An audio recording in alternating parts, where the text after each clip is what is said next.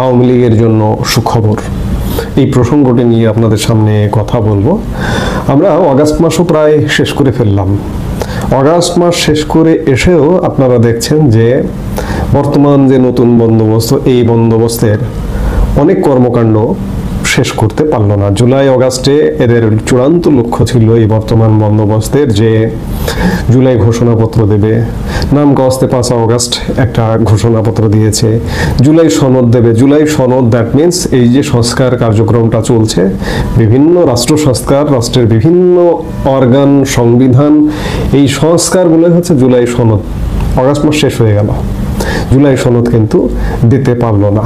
এই সনদ অ্যারেঞ্জ করা, এটির ব্যবস্থাপনার দায়িত্বপ্রাপ্ত যে একটা কমিশন গঠন করা হয়েছে, ঐক্যমত্য কমিশন, ঐক্যমত্য কমিশনের মেয়াদ ইতিমধ্যে গত 15 আগস্ট শেষ হয়ে গিয়েছিল। আবার 1 মাস বর্ধিত করা হয়েছে। বর্ধিত করেও 15 দিন চলে গেছে। এখনো পর্যন্ত ঐক্যমত্য কমিশন রাজনৈতিক দলগুলোকে ঐক্যমত্য, বিশেষ করে বিএনপি এবং জামাতকে ঐক্যমত্যে পৌঁছাতে পারেনি। ঐক্যমত্যে পৌঁছাতে পারেনি, এটি যদি মোটা দাগে বলেন যে ক্ষমতা ভাগাভাগির ঐক্যমত্যে এখনো পৌঁছাতে পারেনি ঐক্যমত্য কমিশন। আর মাত্র 15 দিন মেয়াদ আছে। এর মধ্যেও যদি না পারে তাহলে আবার হয়তো মেয়াদ বাড়বে। কিন্তু সত্যিকার অর্থে দেশটাকে তারা কিভাবে ভাগ করবে, কিভাবে খাবে, খুবলে খাবে নাকি পুরো গিলে খাবে, এই ভাগাভাগিটা এখনো পর্যন্ত কমপ্লিট করতে পারেনি ঐক্যমত্য কমিশনের মাধ্যমে। এই যখন অবস্থা, তখন ঐক্যমত্য কমিশনের বাইরে বিএনপি জামাতের মধ্যে আলোচনা শুরু হয়েছে। এই যে অফিসিয়াল যে আলোচনা হয় ঐক্যমত্য কমিশন, এই অফিসিয়াল আলোচনার বাইরেও আনঅফিসিয়াল, অপ্রকাশিত আলাপ আলোচনা বিএনপি জামাতের মধ্যে শুরু হয়েছে। এর উদ্দেশ্য হলো দুই দলের মধ্যে সৃষ্ট বিরোধের অবসান। জামাত অনেকগুলো শর্ত আরোপ করেছে। এর মধ্যে পিআর পদ্ধতি, সংস্কার, বিচার এবং জুলাই সনদ নিয়ে প্রকাশ্যে মতবিরোধ দেখা দিয়েছে, যে কারণে অনেকেই যথাসময়ে নির্বাচন নিয়ে সংশয় প্রকাশ করেছেন। পর্দার আড়ালে একটি মহল দুই দলের মধ্যে মতবিরোধ দূর করবার উদ্যোগ নিয়েছে। বাংলাদেশের একটি গণমাধ্যম বলছে যে এই লক্ষ্যে গত মঙ্গলবার দুই দলের মধ্যে একটি বৈঠক অনুষ্ঠিত হয়। বৈঠকে বিএনপির পক্ষে 1 জন এবং জামাতের পক্ষে 2 জন শীর্ষস্থানীয় নেতা উপস্থিত ছিলেন। ঘন্টা 2 আলোচনার পরেও এই বিষয়ে তারা একমত হতে পারেনি, অর্থাৎ ক্ষমতা ভাগাভাগি কিভাবে কি হবে এগুলোতে একমত হতে পারেনি। ফলে মাঝপথে আলোচনা থেমে গেছে। নিকট ভবিষ্যতে আর কোনো বৈঠক হবে কিনা সে ব্যাপারে যথেষ্ট সংশয় রয়েছে। ওদিকে নির্বাচন কমিশন, আপনারা জানেন যে গতকালকে একটি সম্ভাব্য রোডম্যাপ ঘোষণা করেছে। এই রোডম্যাপ ঘোষণার ক্ষেত্রে জামাত ইসলামী ভিন্ন মত দিয়েছে। তারা বলছে এই রোডম্যাপ অস্পষ্ট, আর বিএনপি এটিকে সরাসরি স্বাগত জানিয়েছে। এখানেও বিরোধ দৃশ্যমান। এই পর্যায়ে জামাত কি করবে এখনই বলা মুশকিল। তবে নির্ভরযোগ্য একাধিক সূত্রের বরাত দিয়ে গণমাধ্যমটি জানতে পেরেছে যে জামায়াত নেতারা বিএনপির শীর্ষ নেতৃত্বের সঙ্গে কথা বলার আগ্রহ ব্যক্ত করেছেন। অর্থাৎ বিএনপি জামাত ক্ষমতার ভাগাভাগির প্রশ্নে এবং আগামীর ক্ষমতা মসনদ ডিজাইনের প্রশ্নে আবারও আলাপ করবে। এবং আলটিমেটলি আওয়ামী লীগের জন্য এটি সুখবর, এখনো পর্যন্ত সুখবর যে ফ্যাসিবাদ বিরোধী জোট, যারা আওয়ামী লীগকে ফ্যাসিস্ট বলে, কিন্তু এখন কি সেটি দেশের মানুষ দেখছে, দেশবাসী দেখছে। এখন এরা ফ্যাসিবাদ বিরোধী জোট। এই ফ্যাসিবাদ বিরোধী জোট আবারও বৈঠক, পাল্টা বৈঠক করবে, মাস্ট। আওয়ামী লীগের প্রশ্নে এরা যতই মারামারি করুক, কাটাকাটি করুক, আওয়ামী লীগের প্রশ্নে কিন্তু এরা এক হয়ে গেছে। এবং স্বাধীনতা মুক্তিযুদ্ধের প্রশ্নেও এরা এক হয়ে গেছে। মুক্তিযুদ্ধের প্রশ্নে, মুক্তিযুদ্ধের অবমাননা প্রশ্নে বিএনপিও কিন্তু কোনো উচ্চবাচ্য করছে না। বিএনপির প্রয়োজন ক্ষমতা, সেটি জামাতকে নিয়ে হোক, পাকিস্তানকে নিয়ে হোক, যেভাবে হোক ক্ষমতার মসনদে যেতে হবে। যার কারণে মুক্তিযুদ্ধ নিয়ে বেশ কিছু ঘটনা সাম্প্রতিক সময়ে ঘটে গেছে। আমরা বিএনপির পক্ষ থেকে কোনো উচ্চবাচ্য দেখছি না। দিন যত যাচ্ছে ক্রমেই এটি স্পষ্ট হয়ে উঠছে যে বাংলাদেশ দুটো ভাগে বিভক্ত হয়ে পড়ছে। একটি মুক্তিযুদ্ধের পক্ষের শক্তি, আর একটি মুক্তিযুদ্ধ বিরোধী শক্তি।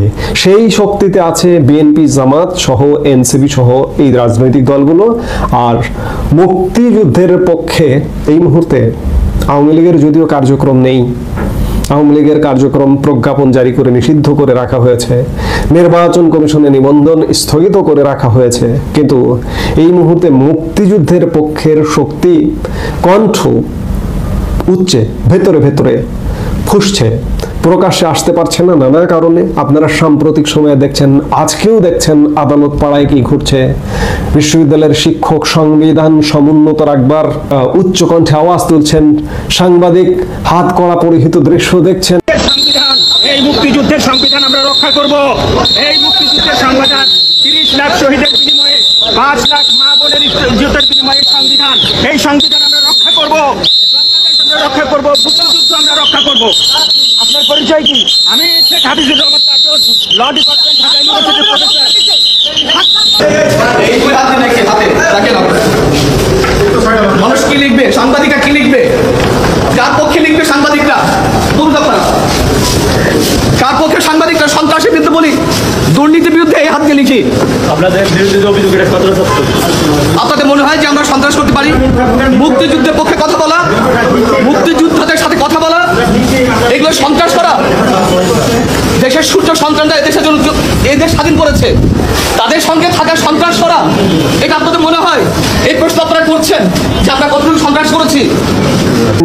আজকেও দেখেছেন, কিন্তু ভেতরে ভেতরে স্বাধীনতার পক্ষে, মুক্তিযুদ্ধের পক্ষের শক্তি সোচ্চার হচ্ছে।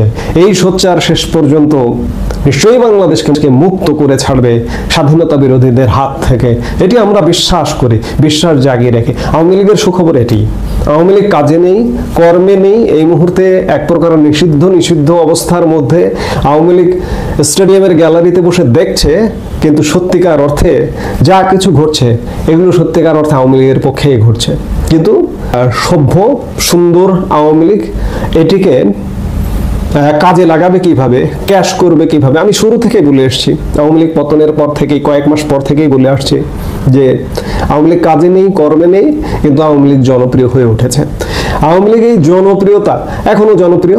এখন যখন আরো বেশি স্বাধীনতা, মুক্তিযুদ্ধ ভুলণ্ঠিত হচ্ছে, আওয়ামী লীগ জনপ্রিয় হয়ে উঠছে। এই মুহূর্তে আপনি একটা নিরপেক্ষ নিউট্রাল ভোট দিয়ে দেখুন কি অবস্থা হয়। বিপুল ভোটে বিজয়ী হবে আওয়ামী লীগ। কাজেই আওয়ামী লীগ সহ একটা নির্বাচনের পরিবেশ আসবে, অবশ্যই আসবে। একপাক্ষিক নির্বাচন বাংলাদেশে হবে না, আওয়ামী লীগ সহ নির্বাচন হবে, কিন্তু একটু ধৈর্য, একটু অপেক্ষা, এবং ভেতরে ভেতরে আওয়ামী লীগ যে সুখবরটাকে প্রস্তুত করা। আওয়ামী লীগের কাজ হচ্ছে যে এই যে সুবার্তা এটিকে প্রস্তুত করা, তাদের পক্ষে প্রস্তুত করা। তাদের ঐকমত্য হচ্ছে না, ঐকমত্য কমিশনের বৈঠকে হচ্ছে না, তাদের নেপথ্য বৈঠকে ঐকমত্য হচ্ছে না, এক বৈঠকে হয়নি, প্রয়োজনে তারা 10 বৈঠক করবে, তবুও আওয়ামী লীগের প্রশ্নে তারা কিন্তু এক থাকবে। এটি আওয়ামী লীগের মাথায় রাখতে হবে। এটিও আওয়ামী লীগের জন্য সুখবর যে স্বাধীনতা বিরোধী শক্তি এক হয়ে গেছে, এবং স্বাধীনতার পক্ষে যত মানুষ আছে বাংলাদেশে সবাই তো আওয়ামী লীগ করে না, আমরা তো আওয়ামী লীগ করি না। এই স্বাধীনতার পক্ষের কণ্ঠকে আওয়ামী লীগ সুখবরটাকে কিভাবে কাজে লাগাবে, এই চিন্তাটা আওয়ামী লীগের মোটা দাগে করতে হবে, তাহলেই বাংলাদেশের মুক্তি। নইলে বাংলাদেশকে আমরা ইতিমধ্যেই বলছি যে পূর্ব পাকিস্তান হয়ে গেছে। বাংলাদেশ নামটা আছে, কিন্তু পূর্ব পাকিস্তানের ভাবধারায় বাংলাদেশ চলছে। এই পূর্ব পাকিস্তান থেকে উদ্ধার হওয়া কঠিন হবে। তাই আমরা আশা করব, প্রত্যাশা করব, আওয়ামী লীগ তেমন কর্মপরিকল্পনা নিয়েই আসবে, যেটি দিয়ে বাংলাদেশ একবার স্বাধীন হয়েছে সেই স্বাধীনতা যেন হারিয়ে না যায়, স্বাধীনতা যেন সমুন্নত থাকে, আমাদের সেটি প্রত্যাশা। এই মুহূর্তে এ পর্যন্ত। সবাই ভালো থাকুন, সুস্থ থাকুন।